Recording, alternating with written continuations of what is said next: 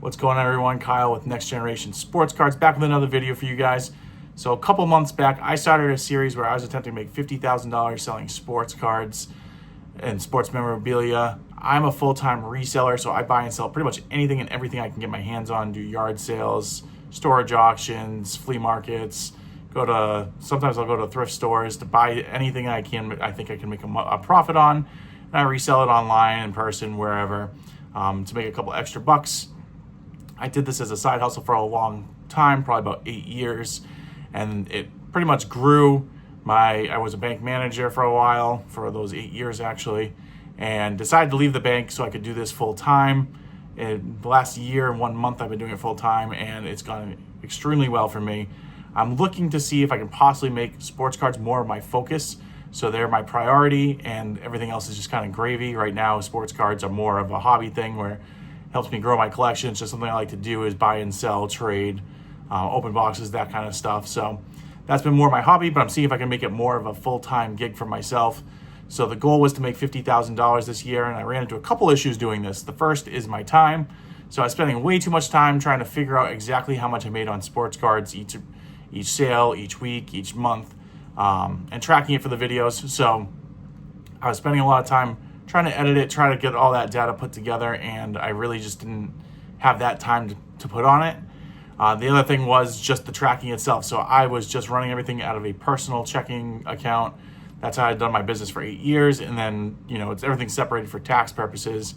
We would always file out taxes on the business under our sole proprietor, but it just made the whole tracking part very difficult because I had about 50-50 in sales. 50% of my sales were cards, and they could be as low as $1 to $2 sales. And then I had 50% of my other things, which are all the other items, which generally have much higher profit margins than cards, as well as usually a little bit more expensive depending on what card was sold. But I have finally gone into an official state here, and I'm an LLC. I have 2 business bank accounts, one for strictly cards, and I have 2 eBays, I should say, as well. So one business and one eBay account is linked together, one business account and one eBay account. The other business account and the other eBay account are linked for cards. So I have all my other things, and then I have cards, and that's gonna help me separate everything. So I'm looking to restart this challenge, kind of reset the business a little bit here, and see really what I can do in the sports card market.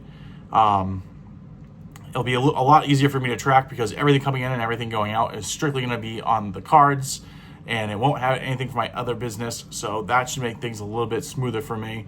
I will in the beginning have a couple sales that'll come in through that are not sports cards. I'm using my old eBay account for sports cards because I have a good following there. I forget exactly how many followers I have, but I think I have like 650 people that follow my eBay store, and I get a lot of repeat buyers on the cards I sell. I tend to pick up a lot of the cards I like.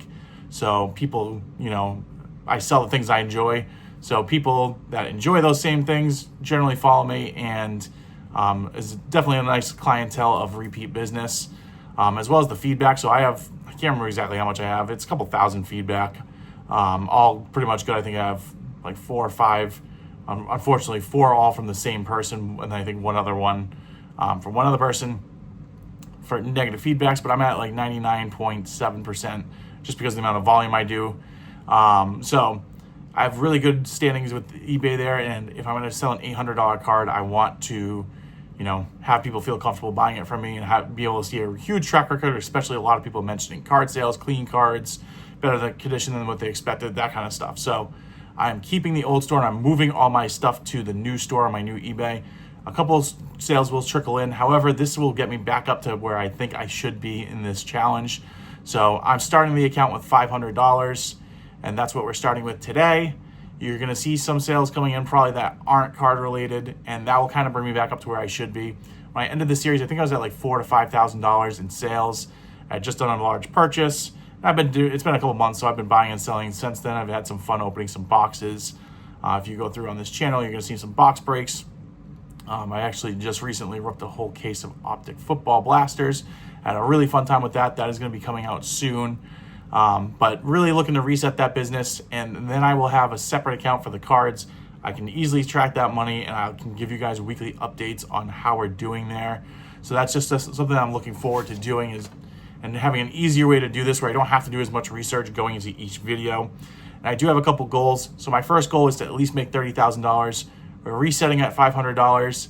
I am going to have some of those sales. I'm hoping to, my goal is no less than $30,000. I'm hoping to hit that $50,000 mark, but I'm not going to hold myself to that. I think halfway through the year, if I can make $30,000 in profit, I'll be really ecstatic with that. Plus, I do plan on doing a lot of box openings as well, because that'll go into a second goal I have, which is to get monetized on TikTok and YouTube by the end of this year. So I definitely have a lot of work to do on both those accounts. I'm kind of sporadic with my posting. Some weeks are really good, some weeks are not. I have a few plans in place to really get that going. I've also created more of like a business schedule for myself. So there's going to be certain days and half days that are meant strictly for editing video and getting video up, which is my least favorite part of it. I'm not very strong with it, so it takes me a little bit of time. Probably takes me like double the amount of time it probably should, but I'm getting better at it. So I think I will eventually work its way out of my system pretty quickly, the more I get up. But I know I have to be more consistent with my videos and postings on those two platforms. So I'm going to do that, hopefully get monetized. I'm going to be opening boxes. I'm going to be doing some pack giveaways. I'm going to be doing some card giveaways. I think one of my first things I'm going to do within the next week or two is figure out how to play someone on Madden and record it.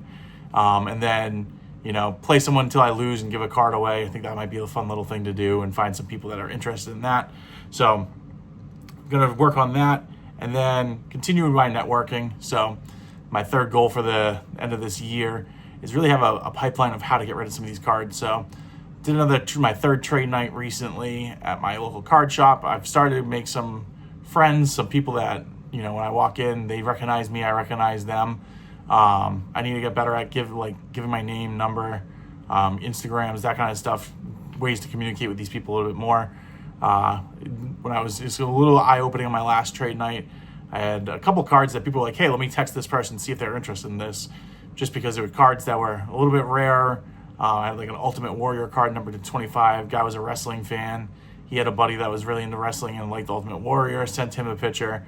So these kind of connections are the people that I'm really looking to get to know and eventually be where they're at, where you are just texting someone because hey, I got this card in. I know it's something you might be interested in. And even if I'm selling at a lower margin, it's a fast, the fast nickel over the slow dime kind of approach.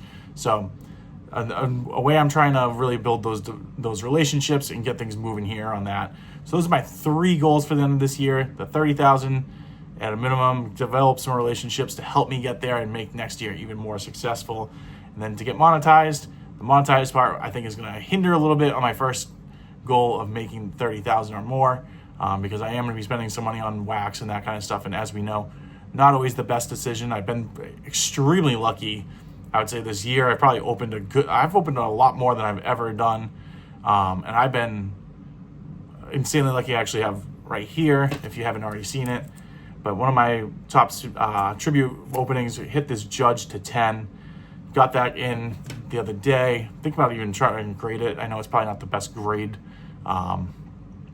card to grade, but it just looks super clean, and having that top sticker on it drives me personally nuts.